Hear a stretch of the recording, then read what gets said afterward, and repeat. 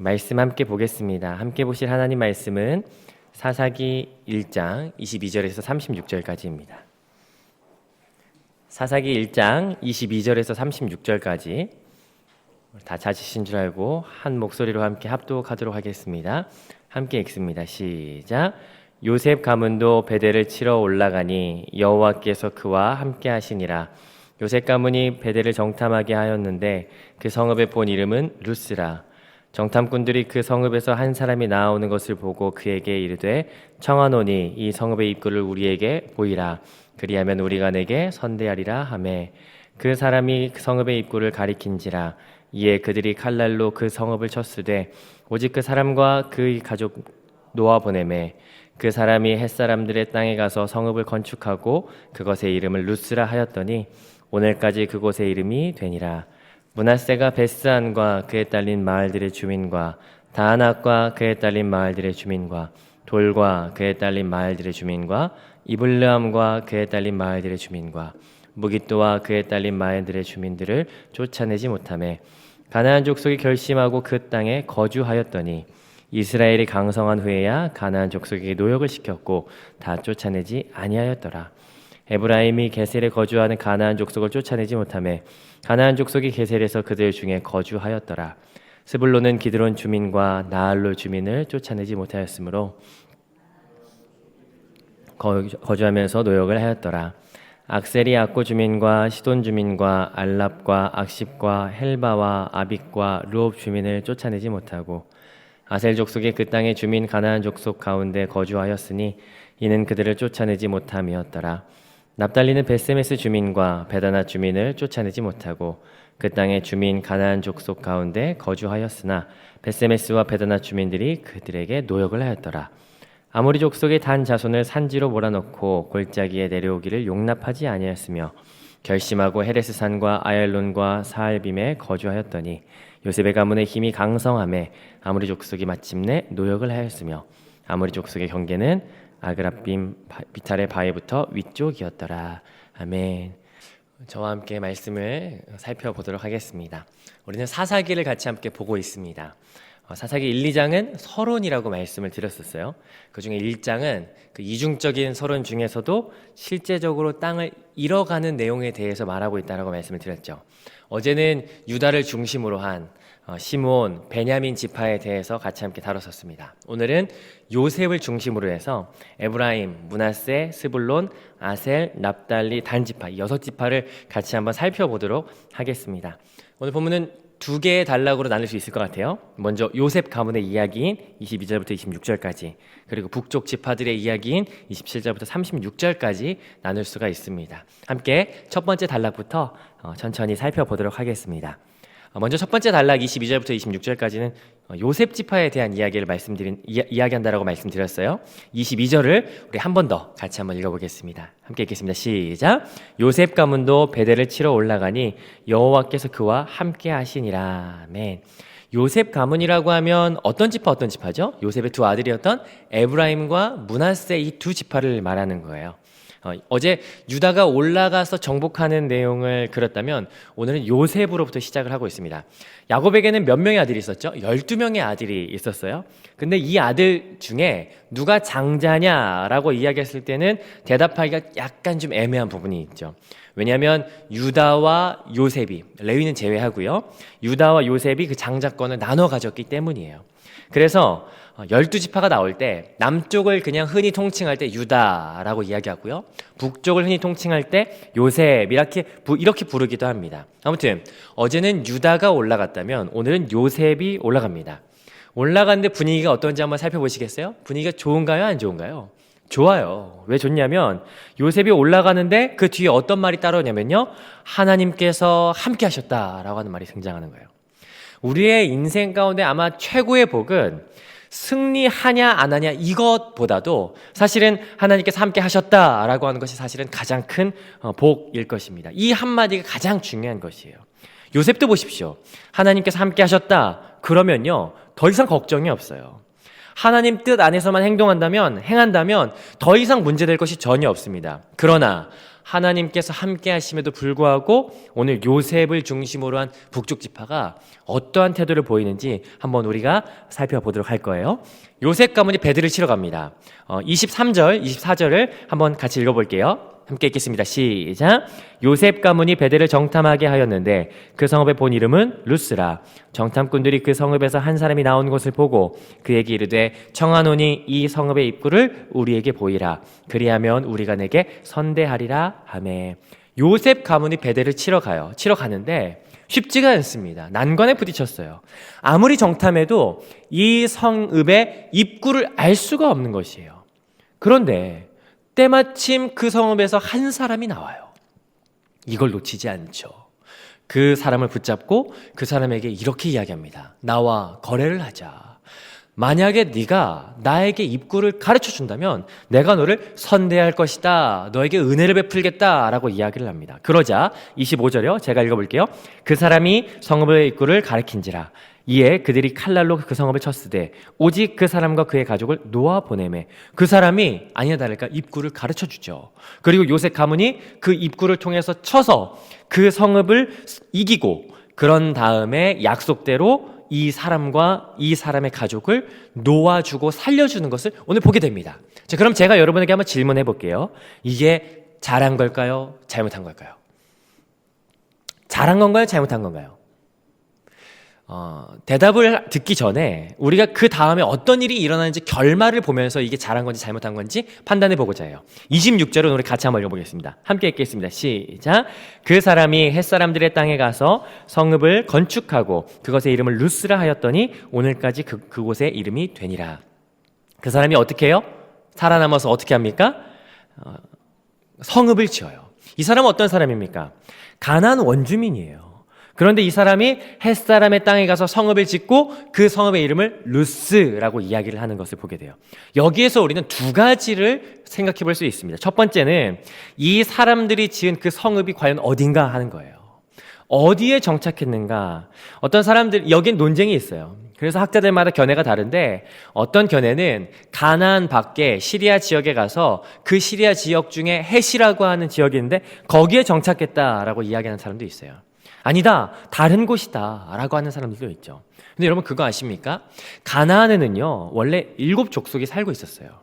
그 족속 중에 한 족속이 헷 족속입니다. 북쪽 지역에 거주한 족속이었어요. 그러니까 이 사람들, 이 가나안 사람들이 베델에서 나와서 거주한 곳은요 다른 어떤 지역이 아니라 이 가나안 영토 안에 한 지역, 헷사람이 거주한 그 지역에 가서 거주한 거예요. 그러니까 이스라엘이 정리해 나가야 할 그 땅의 어떤 곳에 이 헷사람들이 정착하고 그곳에서 거주하기 시작하는 것이죠. 결론적으로 이게 이 사람들이 온전히 진멸하는 것이 아니라 살려남아 이 사람들이 씨앗을 남겨놓는 것을 보게 되는 거예요. 어긋나기 시작하는 것을 보게 되는 거죠. 하나님께서는 협상하라고 하지 않으셨어요. 완전히 진멸하라고 하셨죠. 여기에서부터 뭔가가 틀어지는 것을 보게 됩니다. 자, 두 번째 생각해 볼 건 뭐냐면요. 이 사람들이 가서 세운 성읍의 이름이에요. 뭐라고 세웠습니까? 루스라고 세웠어요. 이 사람들이 사실 어디서 나왔어요? 베델에서 나왔거든요.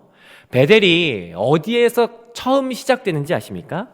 창세기 28장에서 시작돼요.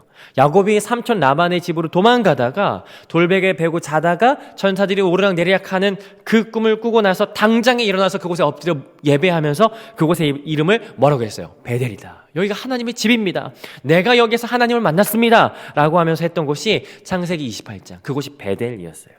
본래 이름이 루스였습니다. 살구나무라고 하는 이름이 있는데 별 의미가 없죠. 그러나 하나님을 만나고 나서 그곳의 이름을 베델이라고 바꿨던 것이에요. 그런데 보세요. 요셉 가문이 살려준 이 가족으로 인해서 지금 어떤 이름이 살아나고 있는 거예요? 하나님을 만나기 이전의 이름이 다시 살아나고 있는 것이에요. 인간적인 안목으로 봤을 때는 굉장히 탁월하죠. 한 가정 살리고 베델 한 성읍 얻고 얼마나 수지타산이 좋습니까? 정말 큰 이익 아닙니까? 정말 너무나도 탁월한 선택이었을 거예요. 그러나 영적인 눈으로 본다면요. 하나님께서 함께하고 계세요. 그런데도 하나님 만나기 이전의 지명, 그 이름이 되살아난다라고 한 것은요. 이건 보통 일이 아닌 것이죠. 어떤 사람들이 그렇게 말하기도 해요. 에이, 과정이 뭐가 중요해? 결과만 좋으면 되지. 방법이 뭐가 중요해? 라고 이야기해요. 하나님께서 함께 하시는데 뭐가 중요해? 라고 이야기해요. 아니에요. 결과보다 과정이 더 중요할 때가 있는 것이에요. 결과 때문에 과정을 놓치면 안 되는 것이죠. 자, 27절부터 36절까지는 두 번째 단락입니다. 6개 지파가 등장해요. 6개 지파를 눈으로 한번 따라 보시겠어요? 27절 므낫세, 29절 에브라임, 30절 스불론, 31절 아셀, 33절 납달리, 34절 단. 이렇게 6지파가 나옵니다. 많으니까 간략하게 짚으면서 한번 넘어가 볼게요. 27절 므낫세 지파부터 한번 살펴보겠습니다. 27절은 우리 같이 한번 읽어보실래요? 같이 읽겠습니다. 시작. 므낫세가 베스안과 그에 딸린 마을들의 주민과 다아낙과 그에 딸린 마을들의 주민과 돌과 그에 딸린 마을들의 주민과 이블라함과 그에 딸린 마을들의 주민과 무깃도와 그에 딸린 마을들의 주민들을 쫓아내지 못하며 가나안 족속이 결심하고 그 땅에 거주하였더니 27절 보니까 몇 개 도시가 나옵니까? 5개. 베스안, 다아낙, 돌, 이블람, 무깃도. 5개 도시가 나오는 거예요. 이 도시를 어떻게 했습니까? 점령했습니까? 점령했다고 나온 도시인가요? 아니에요. 쫓아내지 못했다라고 말하고 있어요. 그랬더니 가나안 족속이 어떻게 하기를 결심한 거예요? 아, 여기 정착해야겠다라고 하는 그 결심이 이들에게 섰던 것이죠. 29절 보시겠어요? 29절 에브라임도요. 한 개 도시, 어떤 도시입니까? 게셀에 거주하는 가나안 족속을 쫓아내지 못했어요. 어떤 사람은 생각할 수 있죠. 야, 에브라임 그나마 낫다. 므낫세는 5개 도시였는데 에브라임은 1개 도시네. 이렇게 생각하실지 모르겠지만 게셀이 어떤 도시인지 아시게 된다면 그렇게 생각 못할 거예요. 게셀은요, 고대 비문이나 유적들이 정말 많이 나온 도시 중에 한 도시입니다. 이집트에서 올라오려면 게셀을 거쳐야 됐어요. 동쪽으로는 예루살렘이 있어요. 서쪽으로는 해안길이 있었고요. 그리고 동서교역로와 남북에 가는 길의 그 중심, 교착점에 있었던 것이었어요. 경제적, 군사적 요충지였던 것이죠. 그런데 여기가 딱 단절된 거예요. 동쪽에서 서쪽으로 가는 길목을 딱 점령하지 못한 거예요. 북쪽에서 남쪽으로 가는 딱 그 길목을 점령하지 못한 것이에요. 가로, 세로, 위, 아래, 좌우 길이 그 한가운데가 차단된 것이에요. 굉장히 중요한 거점을 놓친 것이죠. 30절에 보니까 스불론은 2개 도시를 쫓아내지 못했어요. 기드론, 나할롤 사람들을 쫓아내지 못했죠. 31절은 아셀 지파예요. 아셀 지파는 7개나 됩니다. 완전 수죠. 악고, 시돈, 알랍, 악십, 헬바, 아빗, 르홉. 이렇게 7개의 도시 안에 있는 가나안 주민을 쫓아내지 못했다라고 해요. 33절 같은 경우에는요, 납달리거든요. 여기는 명칭을 좀 유심히 한번 살펴봤으면 좋겠습니다. 벳세메스 그리고 벳아낫이라고 이야기합니다. 베델이 이 집이라는 뜻이거든요. 벳세메스는 그러면은 어떤 집일까요? 여기는 태양신의 집이라는 뜻이에요. 태양신의 집. 그리고 벳아낫은요, 아낫이라고 하는 이름 여러분 혹시 기억나십니까? 가나안의 대표적인 신이 있어요. 바알이죠. 바알의 아내이자 바알의 누나인 그 아낫 신, 그러니까 그 아낫을 섬기는 대표적인 지역인 것이에요. 그러니까 벳세메스와 벳아낫은 그 이방 가나안 사람들의 종교적 중심지 지역이었던 것이죠. 거기를 납달리가 쫓아내지 못했다라고 하는 것은 굉장히 큰 의미가 있는 것으로 볼 수 있습니다. 쫓아내지 못했어요. 계속해서 쫓아내지 못했다라고 하는 것을 열거하고 있는데 분위기가 심상치 않죠. 그럼 제가 한번 질문을 해보겠습니다. 가나안 사람들을 쫓아내지 못했다라고 하는 것인데, 아니, 가나안 사람들이 강했기 때문에 쫓아내지 못했을까요? 아니면 이스라엘 사람들이 약해서 못 쫓아냈을까요? 뭘까요? 가나안 사람들이 강했기 때문에 쫓아내지 못했습니까? 아니면 이스라엘이 약했기 때문에 쫓아내지 못했습니까? 정답은 둘 다 아니에요. 개역개정 번역이 아쉬워요. 왜냐하면 제가 우리말 성경으로 읽어드릴 테니까 한번 들어보세요. 이게 왜 뭐가 다른지 한번 들어보시는 거예요. 제가 읽어드리겠습니다. 우리말 성경입니다. 29절 에브라임 지파도 게셀에 살던 가나안 사람들을 쫓아내지 않았습니다. 30절이에요. 스불론 지파도 기드론과 나할룰에 살던 가나안 사람들을 쫓아내지 않았습니다. 31절 아셀 지파도 악고, 시돈, 알람, 악십, 헬바, 아빅, 르홉에 살던 사람들을 쫓아내지 않았습니다. 33절 납달리 지파도 벳세메스와 베단에서 살던 사람들을 쫓아내지 않았습니다. 쫓아내지 못한 게 아니에요. 쫓아내지 않은 겁니다. 가나안이 너무 강했기 때문에 쫓아내지 못한 것도 아니고 이스라엘의 힘이 약해서 쫓아내지 못한 것이 아닌 거예요. 쫓아내지 않은 겁니다. 왜요? 왜 안 쫓아냈을까? 아니, 왜 쫓아내지 않았을까? 이유가 있죠. 그 이유는요. 28절 이스라엘이 강성한 후에야 가나안 족속에 노역을 시켰고 29절이에요. 에브라임이 게셀에 거주하는 가나안 족속을 쫓아내지 못하매 가나안 족속이 게셀에 그들 중에 거주하였더라. 30절 가나안 족속이 그들 중에 거주하면서 노역을 하였더라. 33절 그들에게 노역을 하였더라. 왜 쫓아내지 않았냐면요. 노역을 시키기 위해서였어요. 그들을 진멸하라 라고 한 것은 하나님의 말씀이었어요. 그러나 진멸하지 않고, 물론 힘이 있었기 때문에 진멸했을 거예요. 그러나 남겨둔 것이죠. 온전히 진멸하지 않고 쫓아내지 않으면서도 그들을 통해서 경제적 이익을 얻을 수 있는 그 유익을 두 마리 토끼를 다 잡아야겠다라고 생각했던 것이었어요. 이게 뭡니까? 경제적인 유익이 하나님 말씀에 순종하는 것보다 앞선 것이었어요. 여러분, 그 결과가 뭔지 아십니까? 그 결과가요, 지금까지는 므낫세가, 에브라임이, 스볼론이 쫓아내지 않았다라고 이야기해요. 그런데 34절은 분위기가 사뭇 다르거든요. 34절 같이 한번 읽어보겠습니다. 함께 읽겠습니다. 시작. 아모리 족속이 단 자손을 산지로 몰아넣고 골짜기에 내려오기를 용납하지 아니하였으며. 여러분 찾으셨습니까? 원래는 어떻게 나와야 돼요? 단 자손은 아모리를 쫓아내지 못하고 이렇게 돼야 되는데 이젠 주어가 바뀌어버렸어요. 아모리 족속이 단 자손을 이라고 하는 거예요. 주객이 전도된 거죠. 주인과 손님이 바뀌어버린 거예요. 하나님의 백성으로서 세상을 통치해 나가고 어찌되든 주인으로서 우리가 다스려야 하는 그 능력이 우리 안에 있는 것인데 이제는 아모리가 주인이에요. 우리가 손님이고. 교회가 세상을 걱정해야 되는데 세상이 교회를 걱정하는 것과 비슷한 형상이죠. 여러분, 오늘 이 본문을 보면서 답답함이 느껴지지 않으십니까?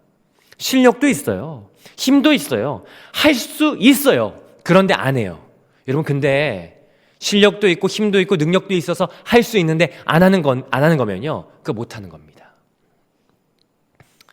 왜 이래야 될까? 아니, 하나님께서 함께 하신다라고 그렇게 멋지게 시작했는데, 아니, 왜 아모리가 주인이 되어서 밀려나는 처지가 되었을까? 답답함을 금할 수가 없습니다. 그 이유는요, 첫 번째 단락에서 이미 우리가 살펴봤어요. 첫 번째 단락 기억나십니까? 결과만 중요한 거예요. 결과만. 모양만 그럴싸하면 돼라는 거예요. 야, 그거 베델만 점령하면 되지. 뭐 과정이 중요해. 하나님 말씀대로 살아가는 거? 야, 그거 그냥 결과만 내면 되지. 그러니까 모양은 있지만 능력이 없는 거예요. 하나님 만나기 이전의 정체성이 계속해서 드러날 수밖에 없는 거죠. 이게 이유예요. 두 번째 이유는 무엇입니까? 두 번째 단락에서 나오죠. 노역을 시킬 수 있는 좋은 기회. 경제적 이유를 왜 버리냐. 야, 하나님 너무한 거 아니야? 하나님 너무 꽉 막힌 것 같아. 둘 중에 하나만 택하라고 하고. 너무한 거 아니야? 두 개 다 가질 수 있는 좋은 길이 있잖아. 쳐서 진멸하지만 진멸하지 말자. 노역시키면 좋잖아. 내 마음대로 하나님 말씀에 순종하지 않는, 진리를 희석시켜버리는, 왜곡시키는 결과를 낳아버린 것이죠. 결과가 뭡니까? 주객이 전도된 거예요. 여러분, 저와 여러분은 그러지 않았으면 좋겠어요. 말씀을 지키는 일에 우리가 틈을 만들지 않았으면 좋겠어요. 틈을 만드는 것은요, 굉장히 위험해요. 저 중학교 때부터 띵까띵까 기타 쳤었어요. 학교에 기타가 있었거든요. 근데 되게 오래된 기타라서 그 기타에 틈이 하나 생겼었어요. 방학 지나고 나니까 그 기타가요, 쪼개져 있더라고요. 여러분, 틈을 만들지 마십시다. 틈을 만들면요, 끼어듭니다. 끼어들면요, 벌어져요. 벌어지면 어떻게 되는지 아세요? 밀리기 시작합니다. 밀리면 쪼개지게 되는 거예요. 그러니까 우리는 틈을 만들면 안 돼요. 요셉 지파는 아이러니하게도 겉보기에는 그럴싸했지만 틈이 있었어요. 그 틈을 타고 사사기는 결국에 쪼개지는 역사가 진행되어집니다. 저와 여러분은 북쪽 지파의 그 틈을 만들었던 그런 삶이 아니라 하나님 말씀대로 온전히 순종하여서 그 진리대로 온전히 행하시는 저와 여러분들이 되시기를 주님의 이름으로 축복합니다.